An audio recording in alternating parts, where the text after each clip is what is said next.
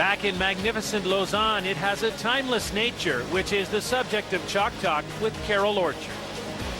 There's no better place than the threshold of the mountains to illustrate a fundamental element of gymnastics. Like the most impressive part of this landscape, many gymnastic achievements are monumental. They have an eternity about them. Skills and techniques are passed on from one generation of gymnasts to the next. But a career in this sport tends to be relatively short. The time to make your mark, minute. So it seems only fitting, as the World Championships unfold here in the Olympic capital, that we take time to reflect upon the careers of the stars from Atlanta. The enormous Georgia Dome. It had been a sparkling stage of achievement, a place where Ukrainian star Igor Korobchinsky bid farewell, but not goodbye. At these World Championships, he returns as a judge to evaluate his peers. The world and Olympic champion Li Shaoxuan of China did not intend to make Atlanta his finale. Serious injuries to both ankles have forced him to contemplate retirement. Vitaly Sherbo will always be a commanding presence in this sport. He continues to support his team from Belarus and his best friend Ivan Ivankov. We may not have seen the last of Sherbo. He's thinking about Sydney. The Magnificent Seven wrote Atlanta's golden story. J.C. Phelps is here in Switzerland and has eagerly joined the show tour. Dominique Dawes dazzled crowds at the Games. Now she's a hit on Broadway as a cast member of the musical Grease. Team captain Amanda Borden has not ruled out resuming her career.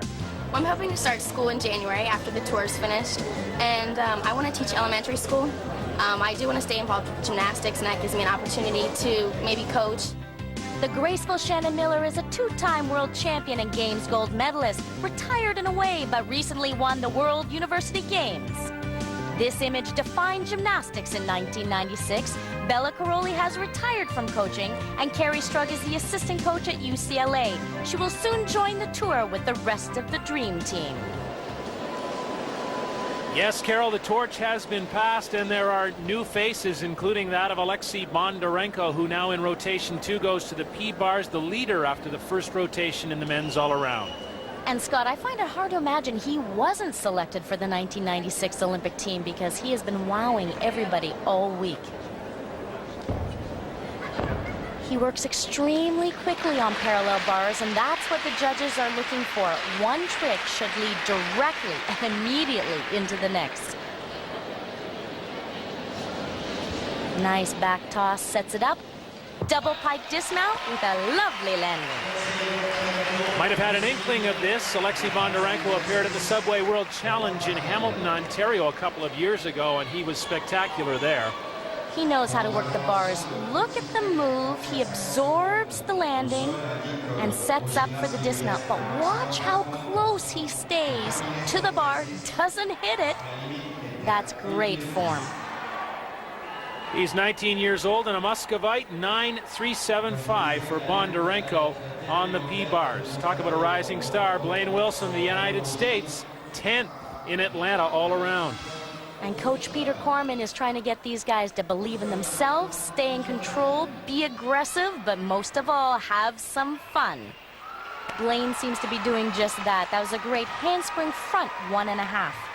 He's the NCAA champion and no question the rising star for the Americans. 9.562 for Wilson on the vault. Here's Alexei Nemov of Russia. He was 4th after the first rotation, goes to a very difficult event. Considering his shoulder problems recently, now to the pommel horse. And this event does put some pressure on the shoulders, not as much as rings, that's yet to come. But Alexei had surgery in January, so he's still going through rehab. But he looks very strong on pommel horse now.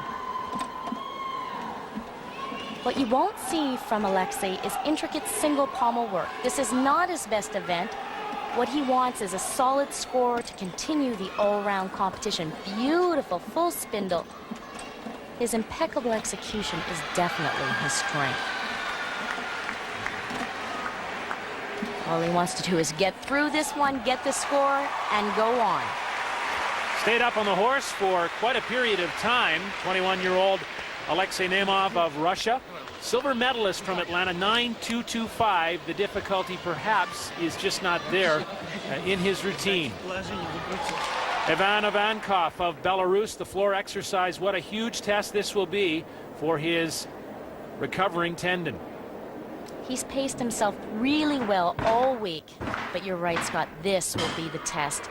These are not tumbling lines he was hoping to do. But again, a solid score. He's focused on an all-round achievement. But that is a huge double layout. And you know he's got to be gritting his teeth in pain at this point. We're going to be seeing a lot of pommel horse work. Beautiful spindle.